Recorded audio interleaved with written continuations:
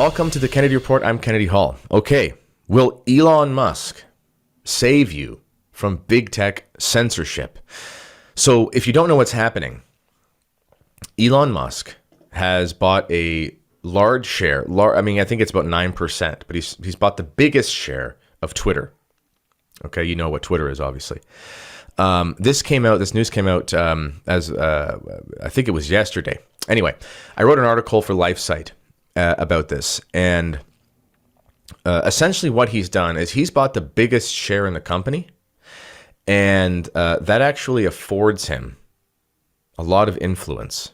No one owns the majority of the shares in Twitter, but owning the most shares is really important because, of course, there's a board and there's people who own the company and so on and so forth. And having more leverage is more important. So, but why on earth would we expect Elon Musk to be good for social conservatives? I mean, if you're somebody who wanted to speak out about a particular virus, which we don't really like to mention on YouTube, or a particular medication, which we also don't like to mention on YouTube, or censorship regarding elections, I mean, were the votes legitimate or not? I mean, if you're somebody who has seen the censorship, and there's been tons of it, hence why we have to speak certain ways on these platforms, you know just how strong the censorship is. What would Elon Musk have to do with that? Well, let's first take some of the cons about Elon Musk, whether this won't, like thinking that this might not be a good thing. Well, Elon Musk has not shown himself to be a social conservative. It's not as if he's come out as pro-life or pro-traditional marriage or whatever. His religious views are kind of squishy, and he's got an interesting personal life. I don't really care about his personal life. I'm just saying he's had an interesting way of life, and he's kind of been all over the map. He was also very pro the vaccine. So if you don't think that that was a good thing, then you wouldn't be happy that he was pro that. Although there are a lot of pros to Elon Musk. For one, he's always been anti-mandate. Let's be honest, one of the greatest horrors has been the mandates. I mean, that's been most difficult for things for people to deal with losing their jobs and things. In addition, he's not anti-Christian in any way.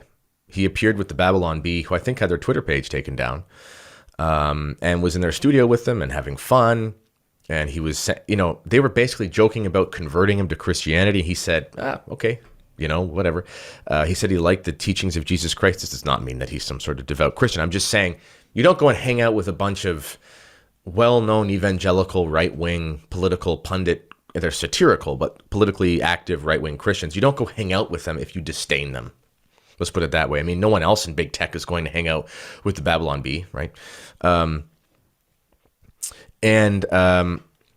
I said, he's been anti-mandate. But also, one of the things that's amazing is that leftist outlets tend to hate him. And this was seen in Vanity Fair last fall when he moved his business, Tesla, to Texas right after the really successful, almost complete abortion ban came in place in Texas. People were freaking out that he moved his company there, and he was just like, I'm happy to be in Texas. So he's not an ideologue, put it that way. He's not worried about those sort of culture issues as being important for his woke corporation. He also makes fun of things on Twitter all the time, that are leftist. And he also said recently, because everyone and their dog was talking about censoring Russian internet, to sanction them as part of this whole Russia-Ukraine conflict.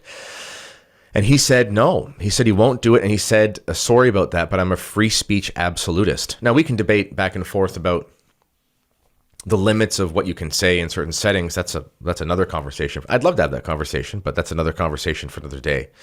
But nonetheless, what he's saying is, he's not going to bow down to the sacred cow of leftist political ideals about anything, even if it's something that's overwhelmingly powerful like Ukraine.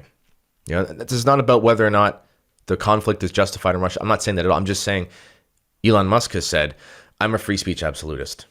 I'm not censoring stuff just because you don't like what's coming out of Russia. Interesting. So it needs to be asked, is he a big tech reformer? Will he be sort of the knight in shining armor? I mean, he doesn't have to be a conservative evangelical Christian or devout Catholic, he doesn't have to be any of those things.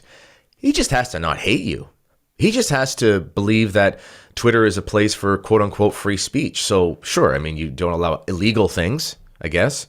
But he seems to have the temperament where he believes that you should be able to say what you want about medication and religion and politics and gender and that sort of stuff. And he doesn't think that you should be censored for it. He now has the biggest share in Twitter, and he's one of the most influential people on earth when it comes to culture creation. He's been investigated in the past for his tweets about companies he owns because they think that they sort of mess with the financial realities of the company because one tweet can translate into hundreds of millions of dollars because he's got so much influence. He's got 80 million followers, and he's sort of this visionary. I mean, think what you will about it, but that's how people see him, is my point. And one last thing I think might be positive is that if he can force the platform, either through influence or through more power moves. I mean, who would thought they were going to wake up yesterday when this happened? Who thought they were going to wake up and see Elon Musk just bought the biggest share in Twitter? Like, that was on nobody's bingo card, as they say. This could have a cascading effect. And what I mean by that is, so if Twitter moves to a direction of more free speech, again, whatever that means to you, it's not the point, the general idea. This could have a cascading effect. Elon Musk is a 100 billionaire. He's got like $300 billion or something.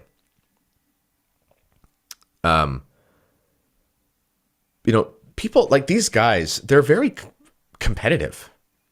I think he would love to go toe to toe with Google. I think he would love to beat Meta, Facebook.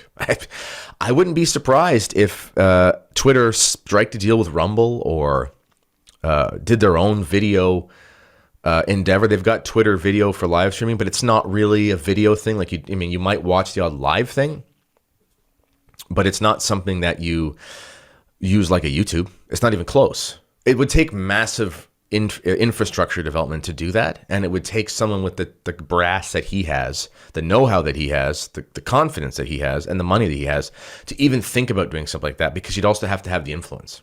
At the end of the day, it's so unlikely that there will ever be, in our lifetime, or not in our lifetime, in the immediate future, I should say, it's so unlikely that there'll be something like another Twitter that's as popular.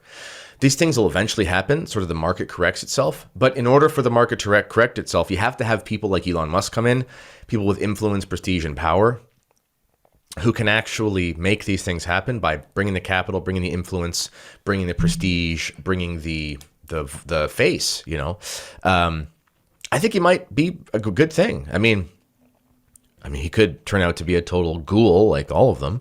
But so far, he loves to troll the left. He loves to talk about free speech absolutism. He doesn't kowtow to leftists. He doesn't profess any leftist political ideals for the most part. Even about the vaccine, he was anti-mandate, so he's pro your individual liberty. I think this might be good. We'll see. I might eat my words, but who knows? Maybe it'll be good. And you know what? Even if he doesn't create his own thing,